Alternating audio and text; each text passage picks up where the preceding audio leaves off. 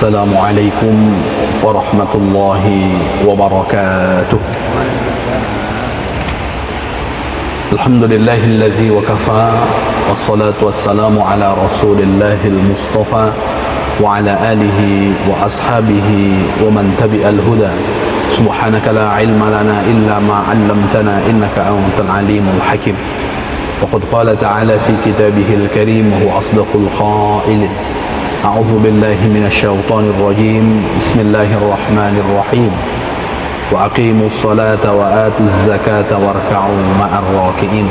Dan dirikanlah salat dan tunaikanlah zakat dan rukuklah bersama dengan orang-orang yang rukuk. Wa qala fi ayatin ukhra wa tazawwadu fa inna khairaz zadi taqwa.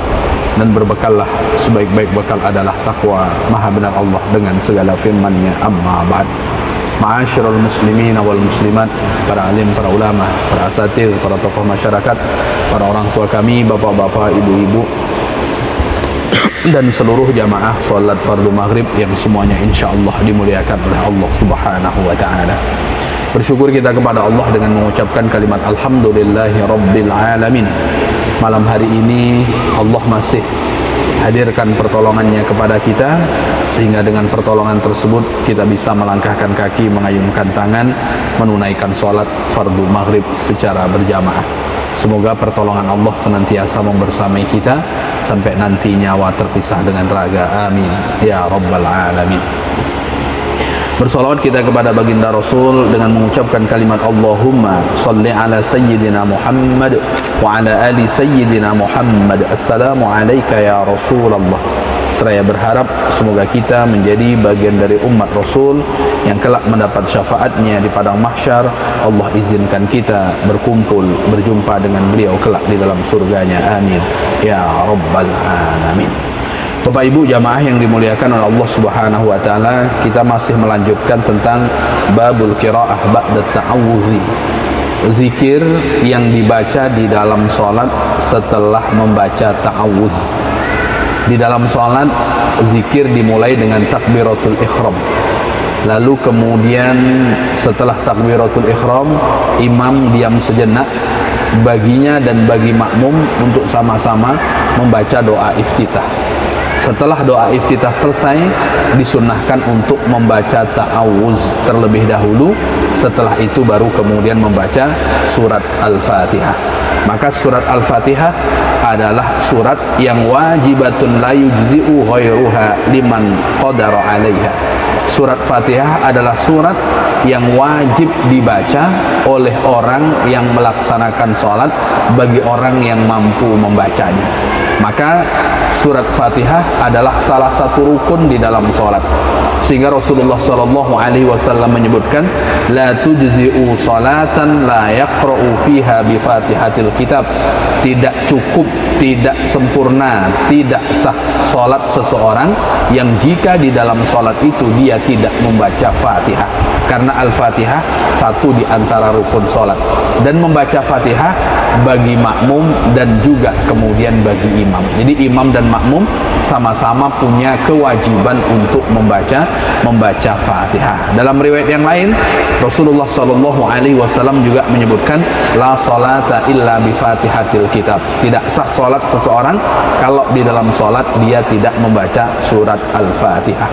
Dan di dalam surat Al-Fatihah kata Imam Nawawi, wa yajibu qira'atu bismillahirrahmanirrahim wa hiya ayatun kamilatun min awwalil Fatihah.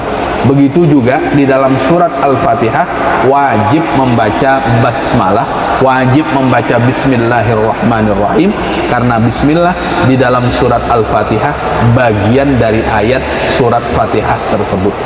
Sementara bismillah pemisah antara surat, selain pada awal surat Baro'ah, itu adalah bismillah bukan bagian dari Al-Quran, tapi pemisah antara satu surat dengan surat yang lain.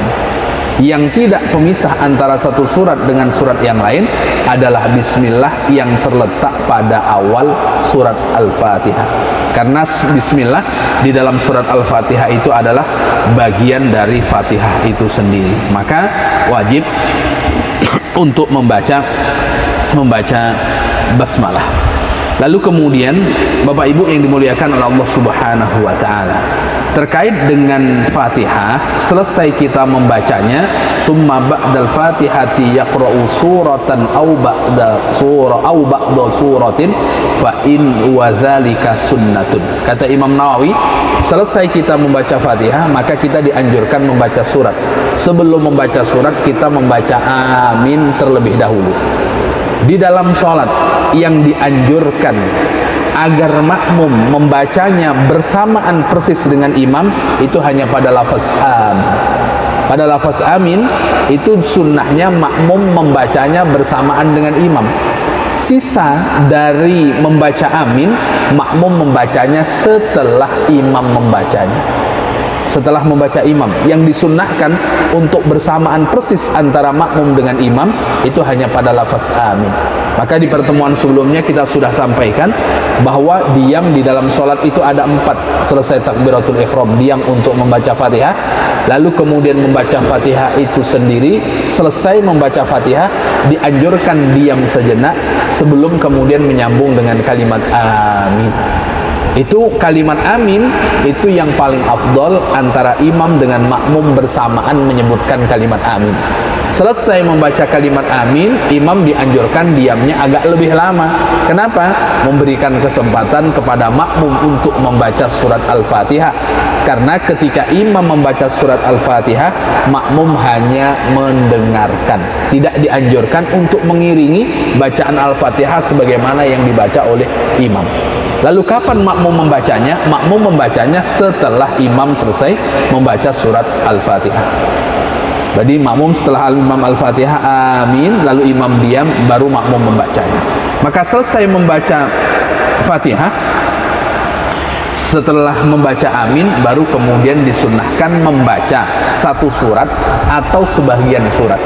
Maka membaca satu surat atau sebahagian dari surat dari 113 sisanya selain surat Al-Fatihah itu hukumnya sunnah. Berarti membaca surat satu secara sempurna atau membaca sebahagian surat. Itu ketika kita selesai membaca Fatihah. Lau tarakahu sahhat salatuhu wa la yasjud lisahwi. Kalau seandainya di dalam sholat orang tidak membaca surat selesai membaca Al-Fatihah, sholatnya tetap sah dan tak perlu diganti dengan sujud sahwi. Sholatnya tetap sah karena membaca surat itu hukumnya sunnah. Membaca Fatihahnya itu hukumnya wajib, baik dalam sholat wajib atau kemudian dalam sholat sunnah. Bapak Ibu yang dimuliakan oleh Allah Subhanahu wa taala, wal yustahabbu qira'atus surah fi sholatil janazah. Kalau sholat jenazah justru tidak disunnahkan untuk membaca surat. Jadi kan sholat jenazah itu ada 4 takbir, Allahu Akbar. Setelah takbir pertama kita kan dianjurkan membaca Fatihah. Membaca suratnya tidak dianjurkan di dalam sholat jenazah. Karena sholat jenazah kenapa tidak dianjurkan? Karena sholat jenazah itu mabniyatun ala takhfif, anjurannya untuk ringan. Artinya sholat jenazah itu tidak panjang, sehingga yang dibaca pendek, tidak mencantumkan untuk membaca surat di dalam sholat jenazah. Sisa dari selain sholat jenazah itu membaca surat di dalam sholat hukumnya adalah sunnah. Yang tidak sunnah hanya pada sholat jenazah. Bapak Ibu yang dimuliakan oleh Allah Subhanahu wa taala, summa huwa bil khiyar in syaa qira'ata qira'a suratan wa in syaa qira'a ba'da surah. Seseorang dianjurkan atau seseorang berhak untuk memilih. Selesai membaca Fatihah dan amin, dia ingin membaca satu surat penuh, silahkan. Dia ingin membaca sebahagian surat juga silahkan. Tapi kata Imam Nawawi, was surah al-qasiratu afdalu min qadriha minat tawilah. Surat yang pendek jika bandingan ayatnya sama itu lebih afdal untuk membaca yang pendek. Contoh, kita membaca surat Al-Ikhlas atau kita membaca surat An-Nasr, idza jaa nasrullahi wal fath, yang 3 ayat. Lalu kemudian kita membaca juga surat Al-Baqarah yang jumlahnya 3 ayat. Sama-sama 3, yang afdal itu satu surat yang sempurna dibanding surat sebahagian yang jumlah ayatnya sama. Itu terkait dengan membaca surat setelah kemudian kita membaca amin. Lalu kemudian yustahabbu ayyaqra'a surata 'ala tartibil mushaf, dan membaca suratnya itu dianjurkan sesuai dengan susunan urutan di dalam Al-Qur'an. Di dalam Al-Qur'an kan sudah diurutkan, maka urutan surat di dalam Al-Qur'an itu disebut dengan tauqifi. Tauqifi itu ketetapan dari Allah Subhanahu wa taala, bukan baginda Rasul sallallahu alaihi wasallam yang menyusunnya, melainkan wahyu dari Allah. Kenapa yang awal harus Fatihah? Kenapa yang kedua Al-Baqarah? Kenapa yang ketiga Ali Imran? Kenapa kemudian yang keempat An-Nisa? Dan seterusnya, susunan itu sampai surat An-Nas itu wahyu dari Allah Subhanahu wa taala, sehingga Allah Subhanahu wa taala perintahkan kepada Nabi Muhammad, ya Muhammad dha' fi makani kaza wa kaza. Wahai Muhammad, ini letak di sini, ini letak di sini, ini letak di sini, sehingga susunannya dari Al-Fatihah dan diakhiri dengan surat An-Nas. Itu wahyu dari Allah Subhanahu wa taala, sehingga dalam kajian ilmu Al-Qur'an disebut dengan tauqifi, ketetapan dari Allah Subhanahu wa taala, bukan wahyu, bukan dibuat oleh Rasul, tapi wahyu dari Allah Subhanahu wa taala. Selain ketetapan dari Allah susunan Al-Qur'an, begitu juga ketetapan dari Allah Subhanahu wa taala terkait dengan nama surat di dalam Al-Qur'an. Jadi nama surat itu bukan dibuat oleh Nabi Muhammad, tapi juga ketetapan dari Allah Subhanahu wa taala. Kenapa Fatihah, kenapa Al-Baqarah, dan kemudian seterusnya. Meskipun beberapa surat itu ada nama lebih dari satu. Contoh Al-Fatihah itu banyak sekali namanya. Lalu kemudian Bapak Ibu yang dimuliakan oleh Allah Subhanahu wa taala, kalaulah seandainya sesuai dengan urutan turunnya wahyu, maka seyogyanya surat yang pertama itu Al-Alaq, Iqra bismi rabbikal ladzi khalaq, tapi Al-Fatihah. Kalau sesuai dengan turunnya wahyu yang terakhir, seharusnya yang terakhir itu surat Idza jaa nasrullahi wal fath, tapi yang terakhir justru surat An-Nas. Maka susunan Al-Qur'an itu tidak sama dengan susunan turunnya wahyu, tapi ketetapan dari Allah Subhanahu wa taala tentang menyusun surat itu sendiri. Jadi membaca surat di dalam sholat itu yang baik berurutan. Umpamanya rakaat pertama kita membaca Al-Falaq, berarti rakaat keduanya An-Nas. Jangan sungsang rakaat pertama Al-Falaq lalu kemudian rakaat kedua surat Al-Ikhlas. Ini kan berarti sungsang. Maka yang baik itu yang mana? Yang berurutan. Kalau kita membaca surat Al-Baqarah rakaat pertama, berarti rakaat kedua bisa jadi masih tetap Al-Baqarah, lanjutan dari tadi. Kalau ingin memilih surat, berarti surat setelahnya. Boleh Ali Imran, atau kemudian bawahnya, dan seterusnya. Jadi tidak dibalik, umpamanya rakaat pertama membaca surat Al-A'la, lalu kemudian rakaat kedua justru membaca surat An-Naba. Nah, ini kan berbalik ini. Artinya berurutan dari yang atas lalu kemudian ke bawah. Itu sunnahnya di dalam membaca surat dari Al-Quran. Lalu kemudian selain itu, Bapak Ibu yang dimuliakan oleh Allah Subhanahu wa taala, seandainya kemudian kita tidak menyelesaikan satu surat di dalam sholat, saat kita membacanya selesai membaca amin, itu kebiasaan Rasulullah, rakaat pertama jumlah ayatnya lebih banyak dibanding rakaat yang kedua. Itu biasanya seperti itu. Rasulullah itu biasanya kalau yang dibaca jahar, kalau seandainya beliau membaca surat yang panjang, kalau tidak diselesaikan, maka rakaat pertama itu rata-rata di angka 60 ayat, rakaat kedua baru kemudian separuhnya. Itu kebiasaannya. Maka surat di dalam Al-Quran, kata Imam Nawawi, dibagi menjadi 3. Surat yang jumlahnya 114 itu dibagi menjadi 3. Ada yang namanya Tiwalul Mufassal. Tiwalul Mufassal itu yang paling panjang.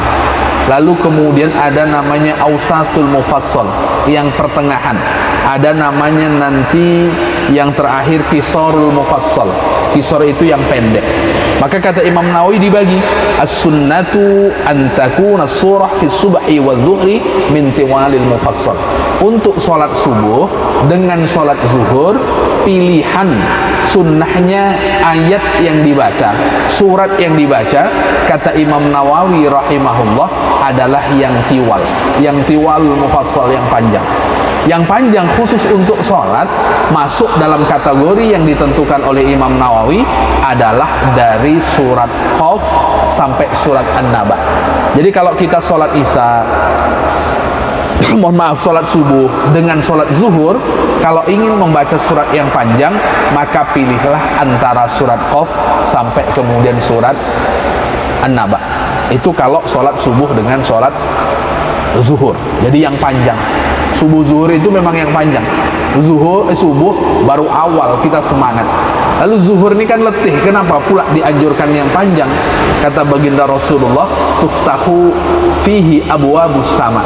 Di waktu zuhur, pintu-pintu langit itu Allah buka. Sehingga Rasulullah sujudnya panjang, terkhusus sholat sunnah qobliyahnya, qobliyah zuhur, lalu kemudian sujudnya juga panjang. Itu kebiasaan baginda Rasul sallallahu alaihi wasallam. Sehingga surat pun yang dibaca di waktu zuhur dengan waktu subuh adalah yang tiwalul mufassal. Kalau seandainya memilih yang sempurna satu surat, maka pilihlah antara Qaf sampai kemudian An-Naba. Itu kata Imam Nawawi. Lalu kemudian ada yang tengah, Ausatul Mufassal. Yang tengah itu antara An-Naba sampai Ad-Duha. An-Naba Ad-Duha disebut dengan Ausatul Mufassal. Dibaca kapan? Dibaca di waktu Al-Asri wal Isya, di waktu sholat asar dengan sholat Isya. Jadi asar dengan Isya itu pilihan ayatnya kalau versi Imam Nawawi rahimahullah antara An-Naba dengan Ad-Duha. Lalu yang pendek itu disebut dengan Qisarul Mufassal, antara Ad-Duha sampai An-Nas. Ad-Duha An-Nas ini bacanya kapan? Ad-Duha An-Nas itu dibaca di waktu maghrib. Jadi maghrib itu pilihannya antara Ad-Duha sampai An-Nas, terserah di antara surat itu.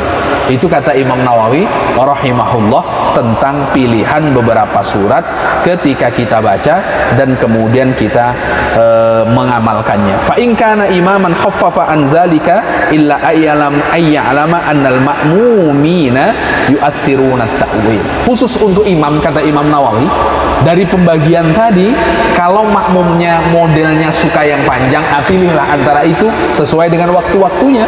Tapi kalau makmumnya tak sanggup panjang, tidak mesti itu, kata Imam Nawawi. Jadi kan luar biasa ini.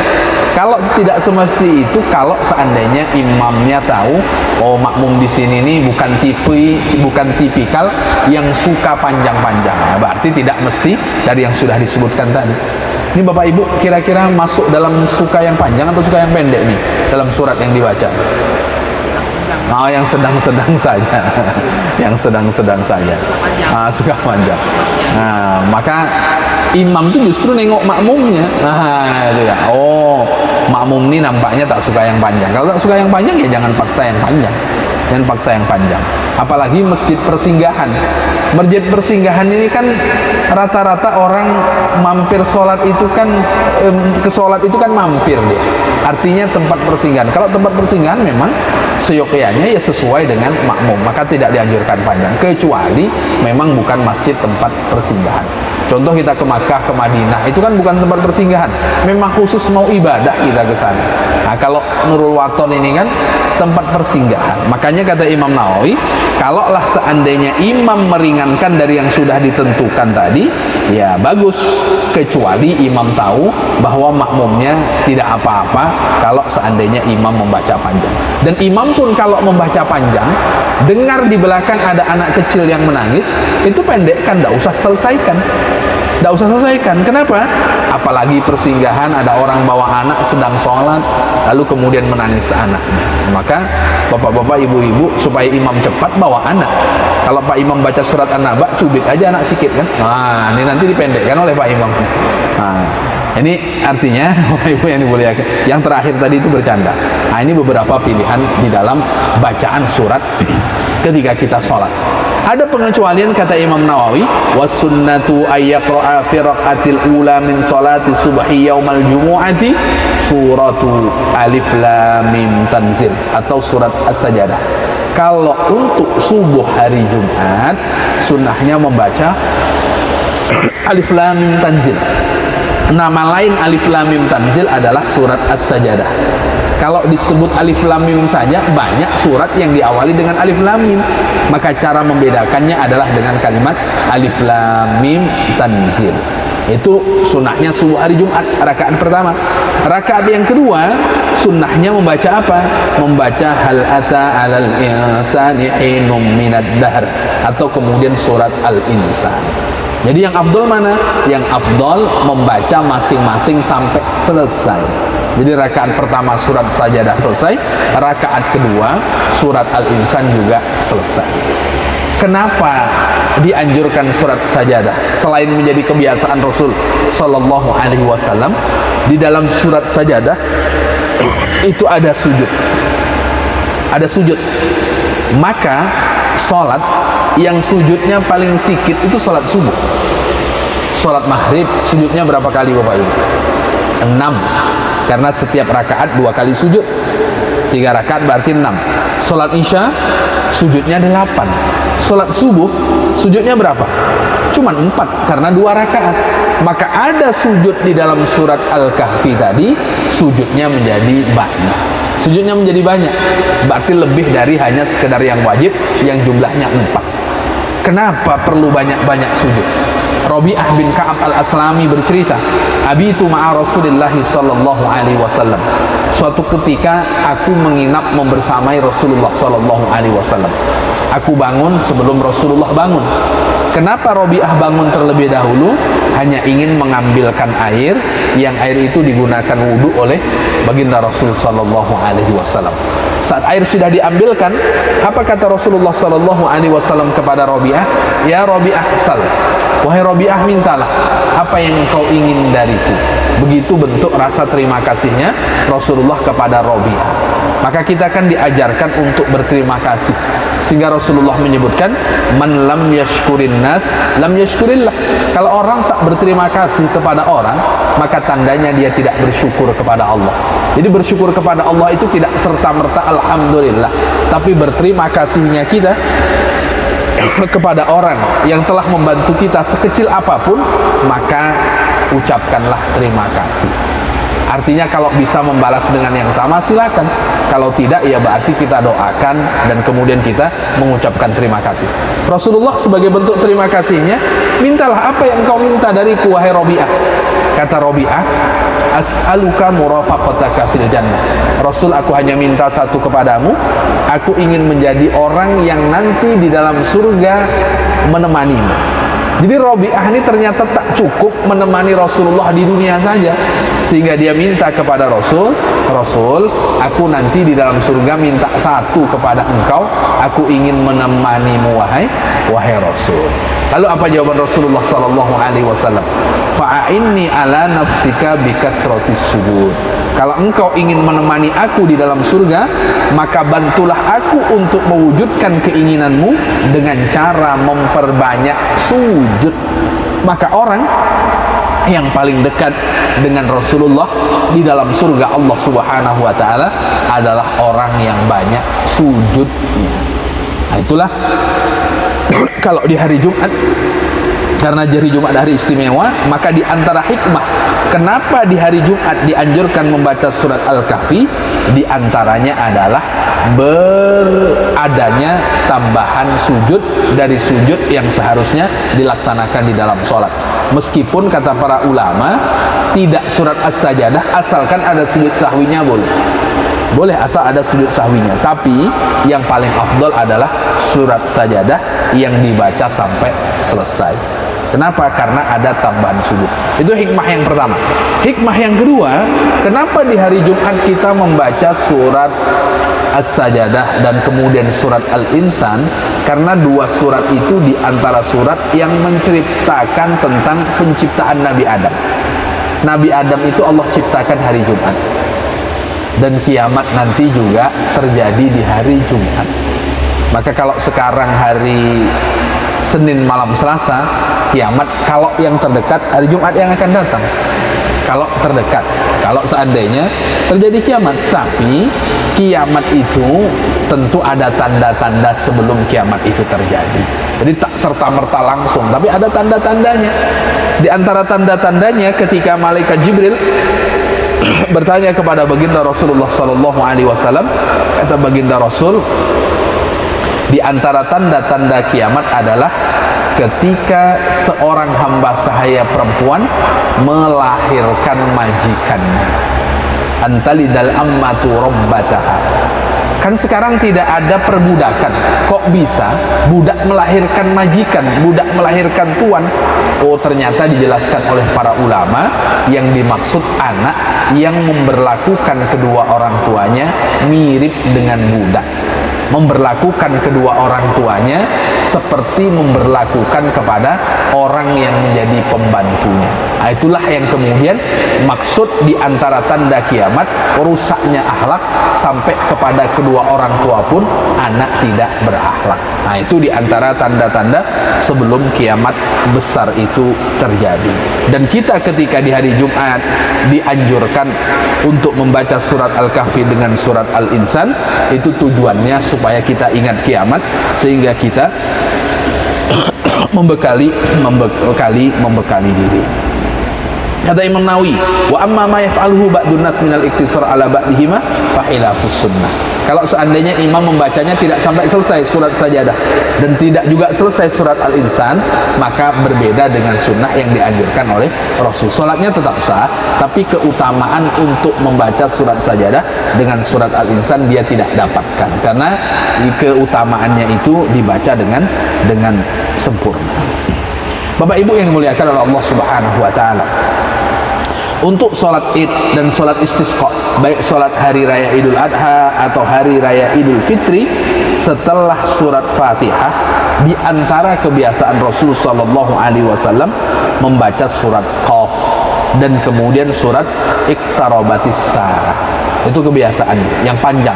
Kalau ingin yang lebih pendek, rakaat pertama membaca surat Al-A'la, rakaat kedua membaca surat Al-Ghasiyah. Jadi kalau ingin panjang, baca surat Qaf, baca lalu kemudian surat Iqtarabatis Saah. Kalau seandainya nampaknya makmumnya tak sanggup yang panjang ini, maka bacalah surat Al-A'la dan kemudian bacalah surat Al-Ghasiyah. Kapan? Sholat Idul Fitri, kapan sholat Idul Adha, kapan sholat sunat istisqa. Ini diantara beberapa anjuran di dalam membaca pilihan surat yang menjadi kebiasaan baginda Rasul sallallahu alaihi wasallam. Lalu kemudian Bapak Ibu yang dimuliakan oleh Allah Subhanahu wa taala, untuk hari Jumat nih, imam sholat Jumat, rakaat pertama membaca surah Jumu'ah.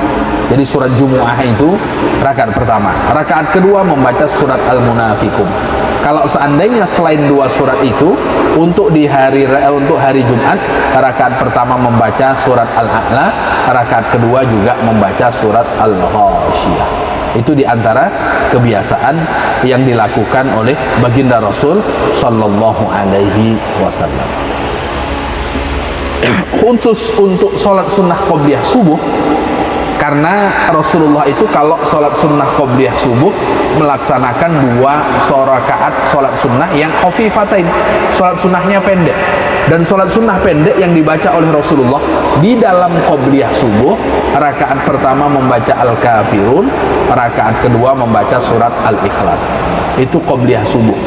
Qobliyah subuh sebelum subuh, rakaat pertama Al-Kafirun, rakaat kedua adalah surat Al-Ikhlas karena pendek. Dan 2 surat ini juga dianjurkan dibaca selain qobliyah subuh dalam sholat sunat tawaf. Bapak Ibu yang sudah tawaf, sudah haji, sudah umroh, atau yang belum, kita berdoa kepada Allah semoga bisa ziarah Makkah Madinah sebelum kita wafat. Setelah tawaf itu ada sholat sunnah yang dianjurkan sebelum kemudian kita lanjutkan dengan sa'i. Apa sholat sunnahnya? Sholat sunnah tawaf. Sholat sunnah tawaf itu sunnahnya rakaat pertama membaca surat Al-Kafirun, rakaat kedua membaca surat Al-Ikhlas. Kalau itu saja agak muak lah Pak Ustaz. Coba ganti yang lain. Nah, kalau seandainya ganti yang lain, kata Imam Nawawi, di dalam sholat sunnah qobliyah subuh, setelah Fatihah kita membaca amanna billahi wa ma unzila ilaina, atau kemudian rakaat kedua membaca qul ya ahlal kitabi ta'alau ila kalimatin sawa. Ini yang panjang. diselesaikan. Berarti surat Al-Baqarah rakaat pertama ayat 136, rakaat kedua Ali Imran ayat 64. Itu kalau ingin membaca dari Al-Baqarah dengan Ali Imran. Kalau tidak berarti Al-Kafirun dengan Al-Ikhlas. Ini beberapa pilihan di dalam kita melaksanakan sholat yang menjadi kebiasaan baginda Rasul Sallallahu Alaihi Wasallam. Memang anjurannya rakaat pertama surat yang dibaca, atau kemudian kalau membaca sebagian surat yang dianjurkan untuk membaca yang lebih panjang dibanding kemudian yang pendek. Sebagai penutup, Bapak Ibu yang dimuliakan oleh Allah Subhanahu wa taala, Rasulullah Shallallahu Alaihi Wasallam yang bercerita Sayyidina Hudzaifah kalau membaca ayat azab, Rasulullah langsung memohon perlindungan kepada Allah. Allahumma inni a'udzubika min azabik. Rasulullah kalau membaca ayat rahmat, Rasulullah langsung meminta Allahumma inni as'aluka rahmatak. Kalau membaca ayat surga, Allahumma inni as'alukal jannah. Itu kebiasaan Rasul. Yang bercerita siapa? Sayyidina Hudzaifah radhiyallahu anhu. Bahkan ada beberapa surat yang dianjurkan kita membaca selesai membaca sesuatu zikir yang selesai membaca surat tersebut. Contoh, ketika kita selesai membaca surat At-Tin, Alaysallahu biahkamil hakimin. Itu ada sunnah bacaannya. Apa dia? Bala wa ana ala dzalika minasyahidin. Karena kan kita selesai membaca surat itu dianjurkan diam sejenak. Maka ada beberapa ayat yang ada zikir setelah membaca surat tersebut. Di antaranya selesai membaca surat At-Tin, ketika imam sudah membaca Alaysallahu biahkamil hakimin, bala wa ana ala dzalika minasyahidin. Tapi kalau membaca Suhufu Ibrahim wa Musa alaihi salam, nah itu justru tak dianjurkan. Nah, yang dianjurkan yang saya sebutkan tadi, sependek pengetahuan saya. Lalu kemudian Bapak Ibu yang dimuliakan oleh Allah Subhanahu wa taala, kalau kita membaca alaysa dzalika biqadirin ala an yuhyiyal mauta, kita kalau mendengarkan imam membaca itu, kita dan imam dianjurkan membaca bala asyhad, iya aku bersaksi bahwa Allah maha kuasa untuk menghidupkan yang sudah mati. Itu diantaranya. Fabi ayyi haditsin ba'dahu yu'minun. Surat Al-A'raf ayat 185.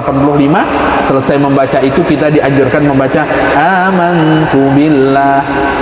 Kalau imam membaca Sabbihisma rabbikal a'la, kita yang mendengarkan dianjur untuk membaca Subhana rabbiyal a'la.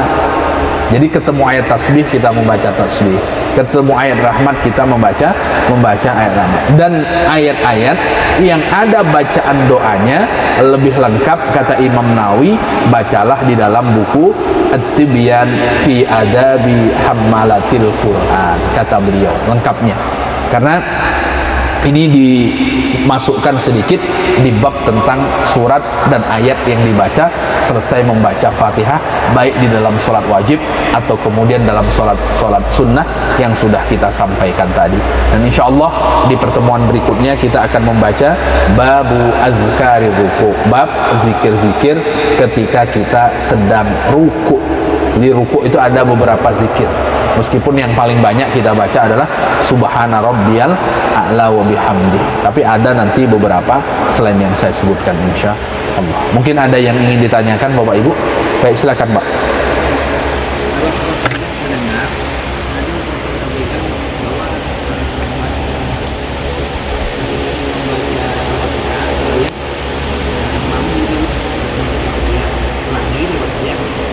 Setelah selesai.